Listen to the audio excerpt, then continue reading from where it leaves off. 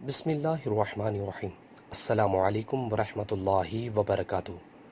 نبی کریم صلی اللہ علیہ وسلم کے پاس ایک شخص آیا اور اس نے عرض کیا، مجھے ایک عورت ملی ہے جو اچھے خاندان والی ہے، خوبصورت ہے، لیکن اس سے اولاد نہیں ہوتی، تو کیا میں اس سے شادی کر لوں؟ آپ صلی اللہ علیہ وسلم نے فرمایا نہیں۔ پھر وہ آپ کے پاس دوسری بار آیا تو بھی آپ صلی اللہ علیہ وسلم نے اس کو منع فرمایا۔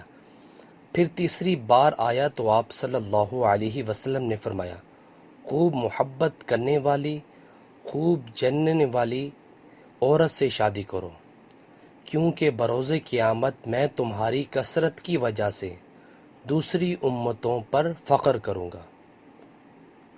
نبی کریم صلی اللہ علیہ وسلم نے فرمایا، ایک چونٹی نے ایک نبی عزیر یا موسیٰ علیہ السلام کو کاٹ لیا تھا، تو ان کے حکم سے چونٹیوں کے سارے گھر جلا دیے گئے۔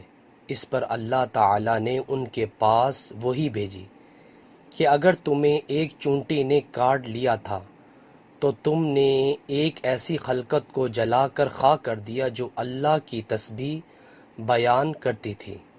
نبی کریم صلی اللہ علیہ وسلم نے فرمایا، جنازہ لے کر جلد چلا کرو، کیونکہ اگر وہ نیک ہے تو تم اس کو بھلائی کی طرف نزدیک کر رہے ہو، اور اگر اس کے سوا ہے تو ایک شر ہے جسے تم اپنی گردنوں سے اتارتے ہو۔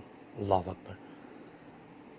ویورز، اللہ تعالیٰ سے دعا ہے اللہ تعالیٰ ہمیں اپنی زندگی کو اسلام کے مطابق بسر کرنے کی توفیق عطا فرمائے، اور 5 وقت تکبیر اولیٰ سے نماز پڑھنے کی بھی توفیق عطا فرمائے۔ ویڈیو کو شیئر کریں۔